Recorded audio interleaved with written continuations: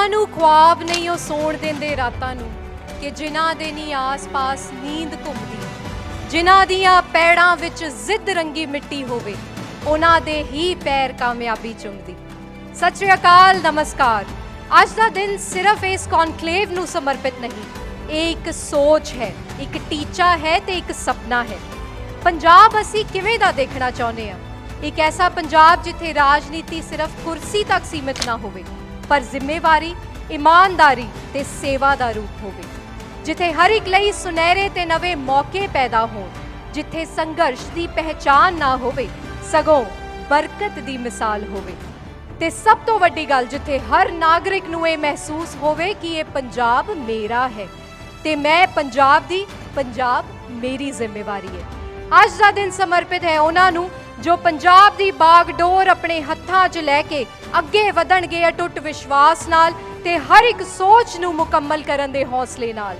ਇਹ ਉਹ ਸ਼ਖਸੀਅਤਾਂ ਨੇ ਜੋ ਗਰਾਊਂਡ ਲੈਵਲ ਤੇ ਉਤਰੇ, ਜਿਨ੍ਹਾਂ ਨੇ ਕੇਵਲ ਸ਼ਬਦਾਂ ਰਾਹੀਂ ਵਾਅਦੇ ਨਹੀਂ ਕੀਤੇ, ਸਗੋਂ ਉਹਨਾਂ ਵਾਅਦਿਆਂ ਨੂੰ ਨਿਭਾਇਆ ਵੀ। ਤੁਹਾਡੇ ਸਾਰਿਆਂ ਦਾ ਸਵਾਗਤ ਕਰ ਰਹੀ ਹਾਂ ਦੈਨਿਕ ਸਵੇਰਾ ਕੌਨਕਲੇਵ 2026 ਵਿਜ਼ਨ ਪੰਜਾਬ ਵਿੱਚ। Dainik Savera network presents vision Punjab. Welcome to Dainik Savera conclave 2026। ਤੁਹਾਡੇ ਪਿਆਰ ਤੇ ਸਪੋਰਟ ਕਰਕੇ 15 ਸਾਲ ਤੋਂ ਦੈਨਿਕ ਸਵੇਰਾ ਮੀਡੀਆ ਨੈਟਵਰਕ ਅੱਜ ਇੱਕ ਮਜ਼ਬੂਤ ਤੇ ਭਰੋਸੇਮੰਦ ਮੀਡੀਆ ਨੈਟਵਰਕ ਵਜੋਂ ਆਪਣੀ ਪਹਿਚਾਨ ਬਣਾ ਚੁੱਕਾ ਹੈ। ਇਸ ਗਰੁੱਪ ਦੇ ਹੱਥ 2 ਮੁੱਖ ਅਖਬਾਰ ਪ੍ਰਕਾਸ਼ਿਤ ਹੁੰਦੇ ਨੇ ਅਤੇ ਨਾਲ ਹੀ ਹਿੰਦੀ, ਪੰਜਾਬੀ ਤੇ ਇੰਗਲਿਸ਼ ਵਿੱਚ 3 ਚੈਨਲਸ ਵੀ ਚਲਾਏ ਜਾ ਰਹੇ ਨੇ। ਇਸ ਦੇ ਹਿੰਦੀ ਅਖਬਾਰ ਦੀ ਲਗਭਗ 7.5 ਲੱਖ ਕਾਪੀਜ਼ ਦੀ ਸਰਕੂਲੇਸ਼ਨ ਹੈ, ਜਦਕਿ ਇੰਗਲਿਸ਼ ਐਡੀਸ਼ਨ ਦੀ ਤਕਰੀਬਨ 2 ਲੱਖ ਕਾਪੀਜ਼ ਰੋਜ਼ਾਨਾ ਪਾਠਕਾਂ ਤੱਕ ਪਹੁੰਚਦੀਆਂ ਨੇ। ਤੇ ਇਹ ਸਿਰਫ ਨੰਬਰਸ ਨਹੀਂ ਨੇ, ਬਲਕਿ ਲੋਕਾਂ ਦੇ ਭਰੋਸੇ ਤੇ ਇਸ ਗਰੁੱਪ ਦੀ ਕ੍ਰੈਡੀਬਿਲਿਟੀ ਦੀ ਨਿਸ਼ਾਨੀ ਹੈ। ਅੱਜ ਸਾਡੇ ਲਈ ਬਹੁਤ ਮਾਣ ਦੀ ਗੱਲ ਹੈ ਕਿ ਸਾਡੇ ਵਿੱਚ ਗਵਰਨਰ ਪੰਜਾਬ ਅਤੇ ਪ੍ਰਸ਼ਾਸਕ ਚੰਡੀਗੜ੍ਹ ਗੁਲਾਬ ਚੰਦ ਕਟਾਰੀਆ ਜੀ ਹਾਜ਼ਰ ਹਨ। ਉਹਨਾਂ ਦਾ ਜੀਵਨ ਸੇਵਾ, ਇਮਾਨਦਾਰੀ ਤੇ ਲੋਕਾਂ ਦੀ ਭਲਾਈ ਲਈ ਸਮਰਪਿਤ ਰਿਹਾ ਹੈ। ਰਾਜਨੀਤੀ ਵਿੱਚ ਉਹਨਾਂ ਦਾ ਤਜਰਬਾ ਸਾਡੇ ਸਭ ਲਈ ਪ੍ਰੇਰਨਾ ਹੈ।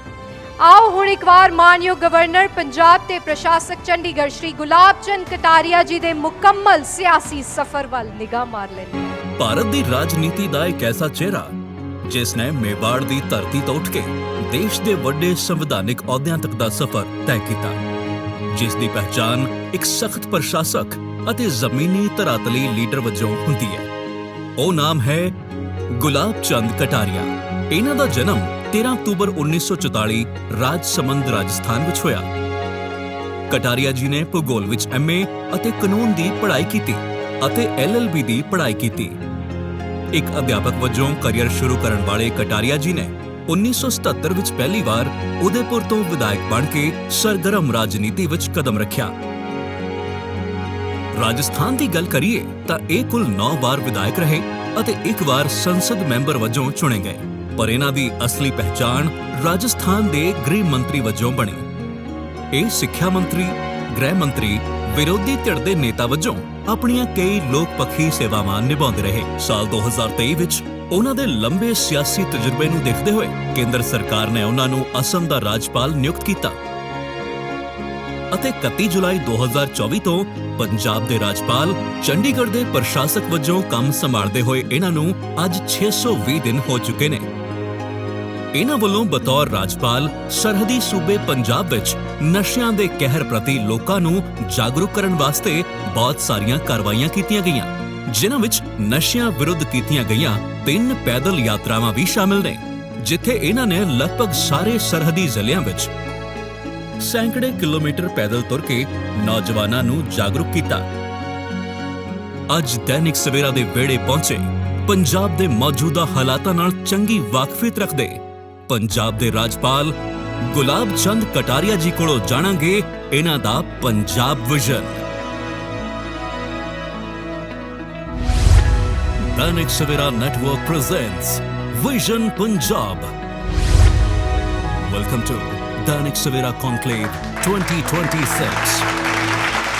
ਤੁਹਾਡੀ ਸਾਰਿਆਂ ਦੀ ਤਾੜੀਆਂ ਦੇ ਵਿਚਕਾਰ ਹੁਣ ਮੈਂ ਮੰਚ ਤੇ ਬੁਲਾਉਣਾ ਚਾਹਾਂਗੀ ਚੇਅਰਮੈਨ ਦੈਨਿਕ ਸਵੇਰਾ ਨੈਟਵਰਕ ਸ਼ੀਤਲ ਵਿਜ ਜੀ ਨੂੰ ਕਿ ਉਹ ਮੰਚ ਤੇ ਆ ਕੇ ਮਾਨਯੋਗ ਗੁਲਾਬ ਚੰਦ ਕਟਾਰੀਆ ਜੀ ਨੂੰ ਸਨਮਾਨਿਤ ਕਰਨ।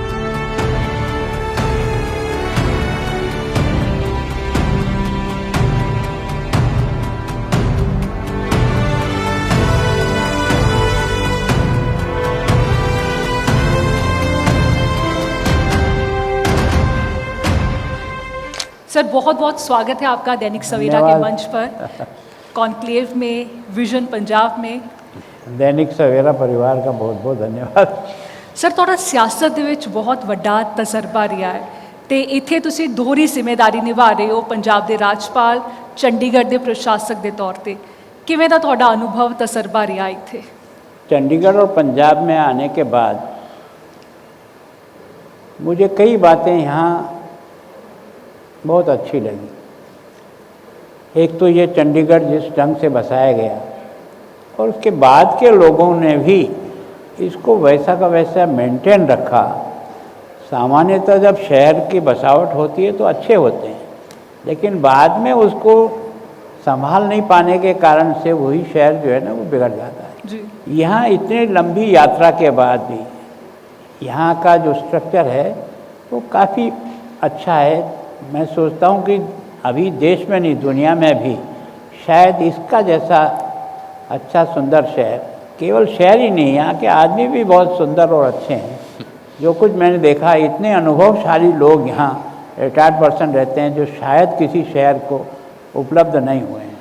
तो वास्तव में ये शहर अच्छा है, इसमें कोई जरूरत। मिस्टर गवर्नर, आपने नशों के खिलाफ यात्राएं निकाली हैं पंजाब में आप नशों के खिलाफ आवाज़ लेकर गए हैं, खासकर बॉर्डर बेल्ट में। पंजाब के यूथ को आपने कनेक्ट किया है। क्या देखते हैं पंजाब का यूथ? आपको क्या ऑब्जर्वेशन आई है कि पंजाब का यूथ निकल सकता है नशों में से, या पंजाब के यूथ को कैसे उसकी बाजू पकड़ के आगे बढ़ाया जाए? क्या है कि मुझे ये पंजाब के विषय समझ में आए जनता के साथ संवाद होने के कारण से। जब कभी भी मिलना होता था तो यहाँ की जो मुख्य समस्या में से नशा आया, और जब मैंने बॉर्डर के इन 6 ज़िलों में विलेज कमेटी के साथ बैठ कर के जब चर्चा की तो वहाँ मुझे जो दर्द भरी आवाज़ माँ बहनों की सुनने को मिली। कहा, गवर्नर साहब आप और कुछ कर सको तो करना, पर हमारे बच्चों को नशे से किसी तरह से बचा लो। उसके मन में जो और उसकी आवाज़ में जो करुणा थी, और जो कुछ भी मैंने समझने का प्रयास किया कि निश्चित रूप से यूथ जो है वो बहुत ज़बरदस्त यहाँ नशे के स्वयं भी उपयोग कर रहा है और नशे को एक जगह से दूसरी जगह पहुँचाने के व्यवसाय में भी वो शरीक हो गया। तो उसके कारण से ये बहुत बड़ी चुनौती जो है मुझे समझ में आई। वैसे यहाँ कई लोग प्रयत्न कर रहे हैं, कोई पहली बार मैंने किया ऐसा मेरे को कोई अभिमान नहीं है, लेकिन सब अपने अपने एरिया में कर रहे हैं। मेरी कोशिश ये थी कि ये आंदोलन बने, जनता का बने, और इसलिए मैंने जनता के बीच में जा कर के सब लोगों को जोड़ करके अगर हम सामूहिक सब लोग एफर्ट करेंगे तो शायद हम कुछ कदम आगे बढ़ जाएंगे, ऐसा मेरा विश्वास कहता है। और मैं जो वापस गया हूँ बॉर्डर के ज़िले में, कहीं कहीं मुझे ये संतोष हुआ है कि कुछ जगह जितना पहले जिस ढंग से बिकता था उसमें थोड़ी बहुत कमी आई है। और बॉर्डर पर जो सिक्योरिटी फोर्स लगी है उनके साथ भी चर्चा हुई, बीएसएफ के साथ भी, आर्मी के साथ भी, स्थानीय पुलिस के साथ भी। ड्रोन जो आ रहे हैं, ड्रोन में जो ट्रक और हथियार आ रहे हैं, कुछ पकड़े भी जा रहे हैं, कुछ लोगों को भी गिरफ्तार किया। पुलिस ने भी एक तरह से, सरकार ने भी मार्च के बाद बहुत पूरी ताकत लगा करके उन सब पर काबू करने का प्रयास किया है। जनता का भी सहयोग है, विश्वविद्यालय का सहयोग है, जितने भी धार्मिक गुरु उनको भी मैंने अपने राजभवन में बुलाकर उनसे भी समस्या के बारे में कि मैंने कहा हम सब लोग मिलकर के साथ प्रयत्न करें। तो मुझे लगता है कुछ यात्रा आगे बढ़ी है। अभी कितना प्रभाव आया ये तो अभी एकदम नहीं कहा था, क्योंकि गवर्नर साहब नशा एक बड़ा सियासी मुद्दा भी है पंजाब में, और अक्सर बहुत सारे लीडर ये वादा करते रहे। किसी ने कहा कि 1 महीने में नशा ख़त्म कर देंगे पंजाब में, कोई कहता है कि चुटकी में ख़त्म कर देंगे। पिछले दिनी जब गृह मंत्री अमित शाह यहाँ आए, उन्होंने 2 साल का समय मांगा। आप लगातार यात्राएं कर रहे हैं, पैदल यात्रा कर रहे हैं, बखूबी इस समस्या को जानते हैं। आपका असेसमेंट क्या है? अगर विल पावर हो गवर्नमेंट की और अगर इस प्रॉब्लम को ख़त्म करना है तो कितना समय लग सकता है? कब तक ये समय जो प्रॉब्लम है नशे की जड़ से ख़त्म हो सकती है? देखो, समय के बारे में कोई समय तय करना इतना आसान काम नहीं है। मतलब इस बीमारी जो नीचे जड़ों तक पहुंची हुई है उसको हिलाने में समय की तो आवश्यकता। लेकिन ये बात ज़रूर है कि सरकार ने भी मार्च के बाद काफ़ी एफर्ट्स किए हैं। लगभग 41,000 मुकदमे सरकार ने भी बनाए हैं, लगभग 53,000 लोगों को अरेस्ट किया है, क्वांटिटी की भी बहुत बड़ी मात्रा में गिरफ्तार किए हैं, कुछ लोगों का बुलडोजर भी चलाया। लेकिन मेरी ऐसी मान्यता है कि इसको जड़ से ख़त्म करने के लिए केवल और केवल कानून ही सफल हो जाएगा, ये मैं नहीं मानता अपने 40 साल के अनुभव से। जब तक इसको जनता का आंदोलन नहीं बनेगा, हर व्यक्ति इस बुराई के साथ लड़ने को तैयार नहीं होगा, ताकि नीचे से नीचे जहाँ इसकी शुरुआत है, जहाँ प्रारंभ हो रहा है, उसको भी एक्टिव होना पड़ेगा। और दूसरा ये है कि ये धंधा बड़े लोगों के अलावा चल नहीं सकता, इतना बड़ा महंगा काम कोई इसको ला नहीं सकता। तो निश्चित रूप से ये जो गैंगें बनी हुई है, और विशेष करके पाकिस्तान ने भारत को कमज़ोर करने का एक मजबूत रास्ता ये भी बनाया है, उसके कारण से भी हम लोग परेशान हैं।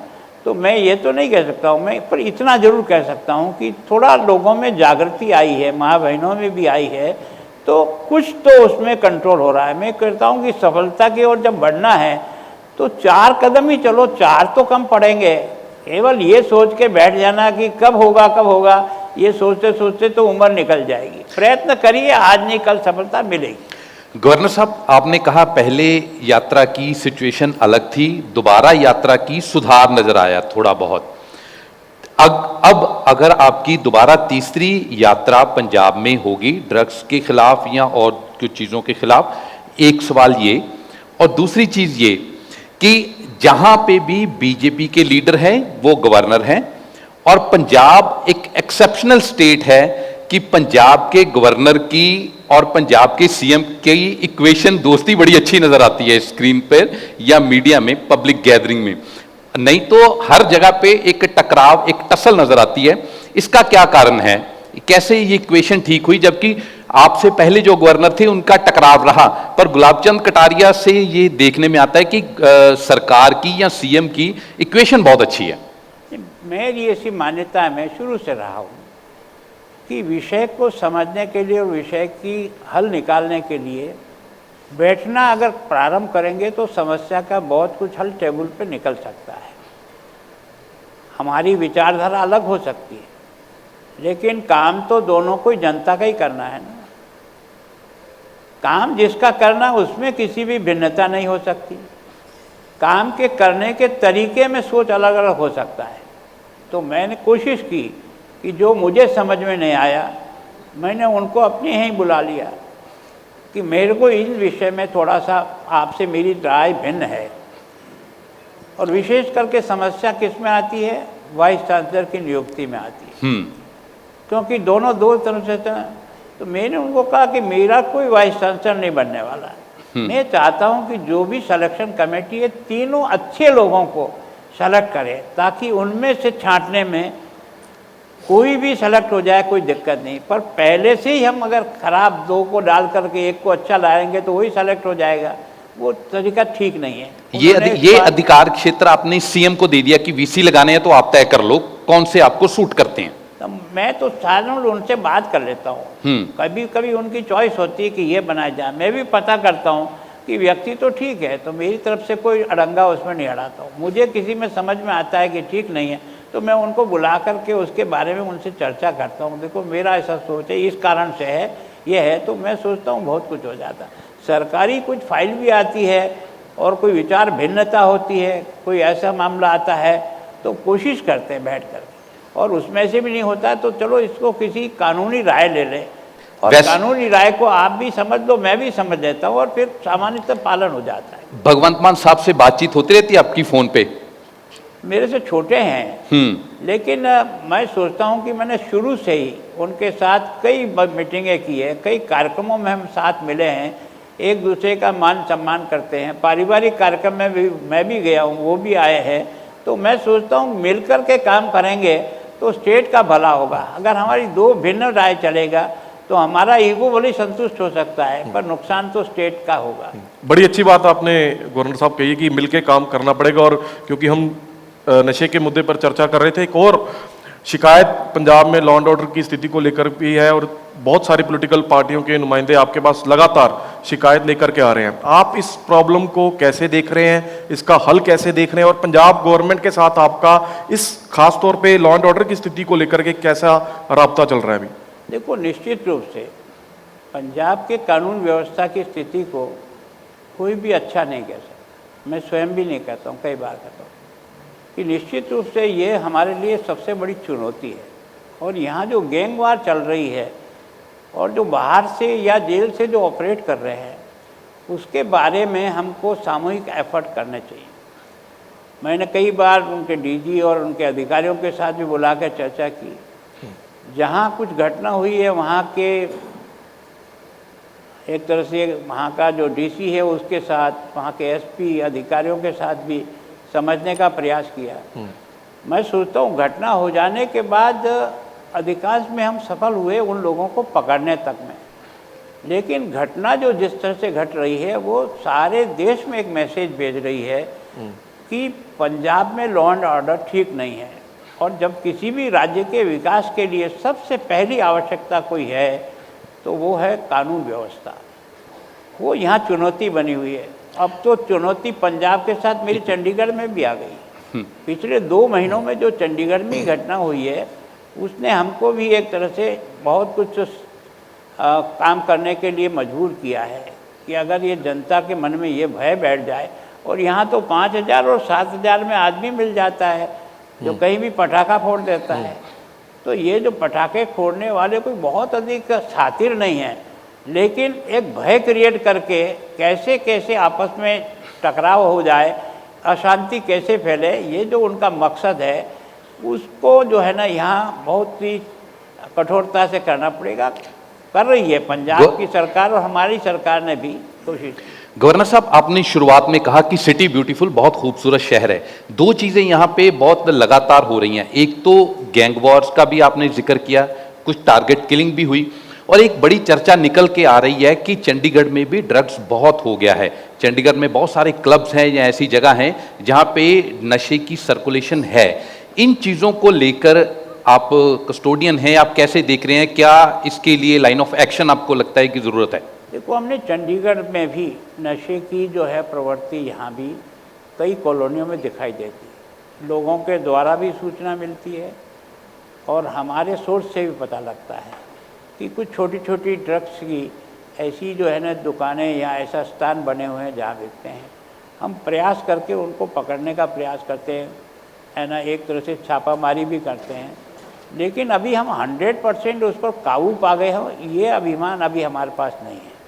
निश्चित रूप से हमने उनको पकड़ने का प्रयास किया है, लोगों की शिकायत के आधार पर भी जो कुछ कर सकते हैं वो हमने किया है।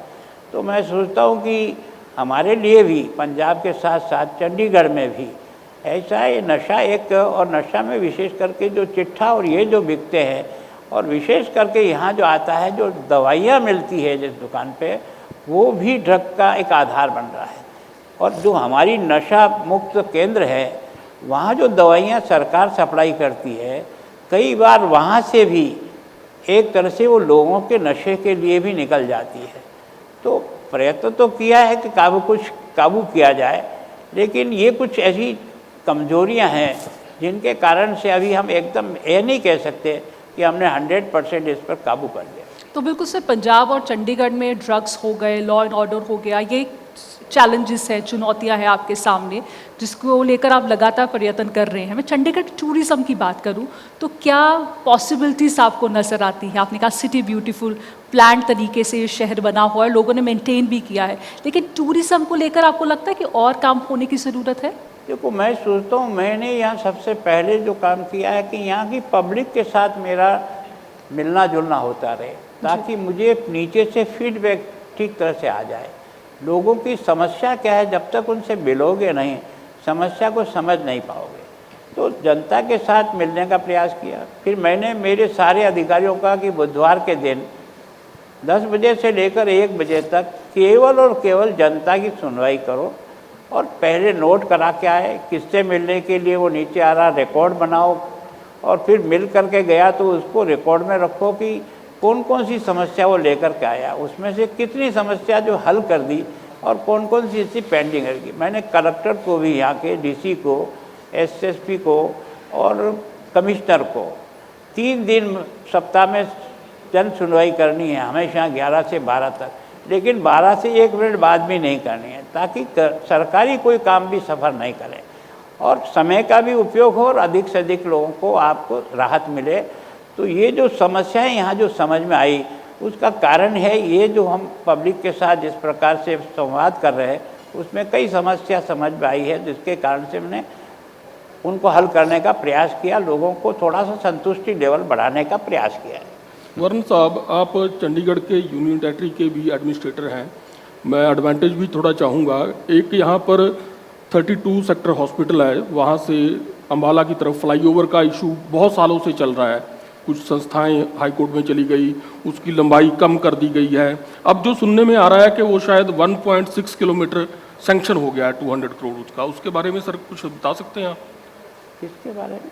फ्लाईओवर जो फ्लाईओवर इस शहर की तबीयत में नहीं माना जाता। नहीं, वो स्वीकृत हो गया। जो अपना हाईकोर्ट से और जो पीजीआई के सामने से होकर के जो फ्लाईओवर जा रहा है वो स्वीकृत है, उसका वर्क ऑर्डर हो गया, काम शुरू हो जाएगा उसका। तो पर यहाँ एक फ्लाईओवर को भी क्लियर कराने में बहुत समय लगा। हाँ।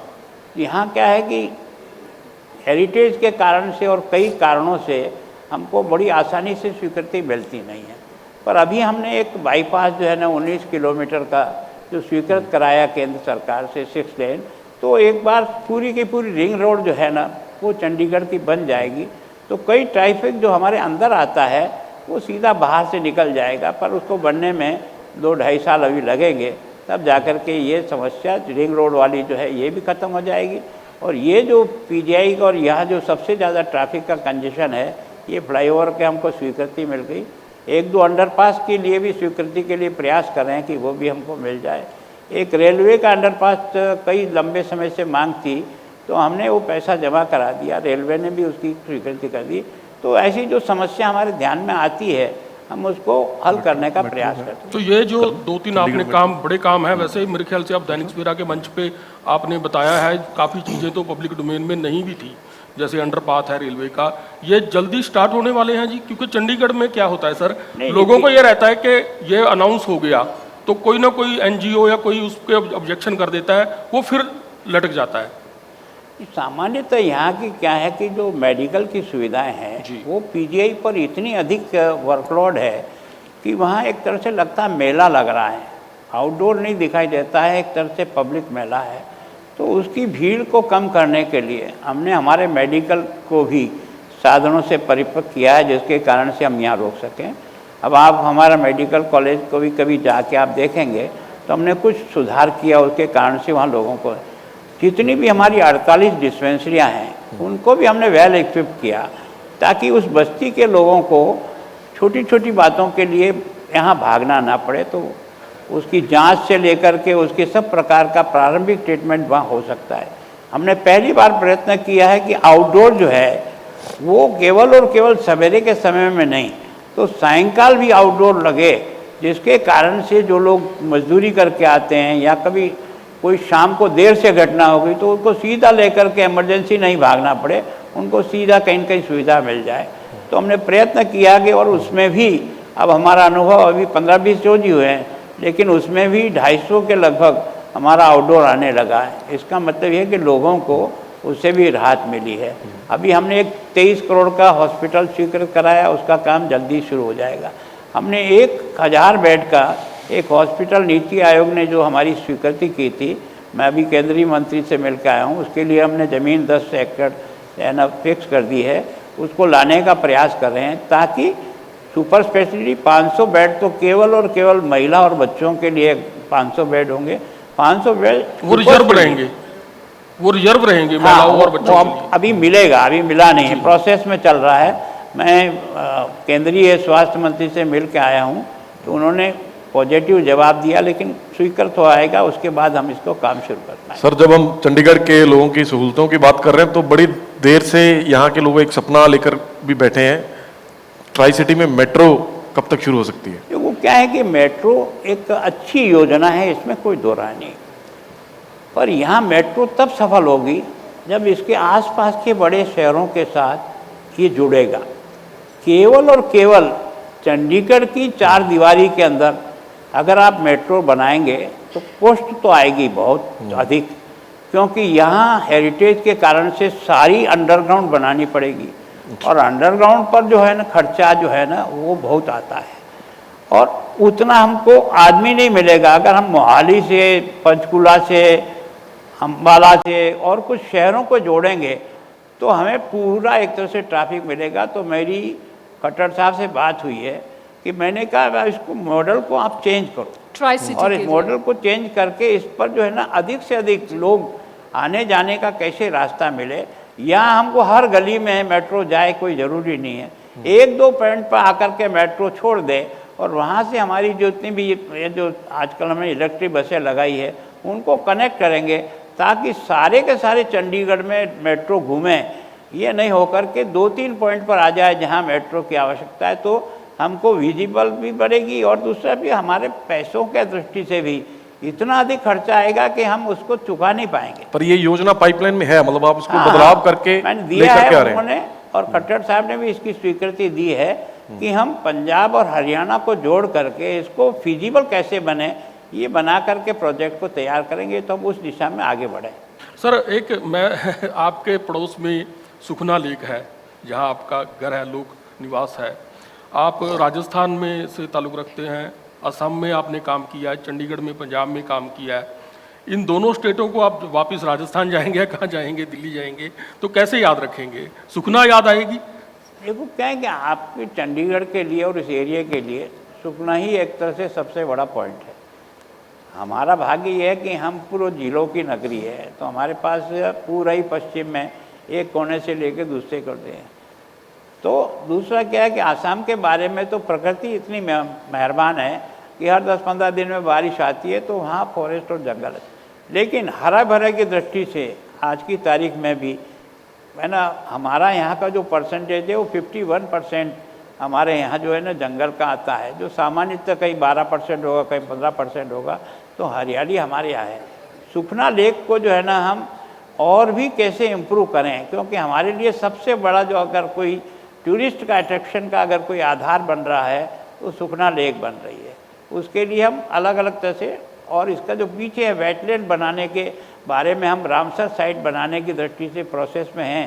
शायद हो सकता है कि हमको रामसर साइट का मिल जाए, तो पीछे हमको जो है ना बर्ड्स और बाकी सब लोगों को उसको बनाने की कोशिश, ताकि टूरिस्ट के लिए एक नया आकर्षण और बना सके। बहुत शुक्रिया गवर्नर साहब, दैनिक सवेरा के मंच पर आने के लिए, हमें समय देने के लिए आपका बहुत बहुत धन्यवाद। हम धन्यवाद बहुत आप इंतजार था। सबका, और इनका सबसे ज़्यादा, इन्होंने बड़ा आग्रहपूर्वक जिद्दी कर ली तो उनको बनाना ही पड़ा है। बहुत बहुत शुक्रिया गवर्नर साहब, बहुत बहुत शुक्रिया। और विज साहब आपका भी बहुत बहुत धन्यवाद।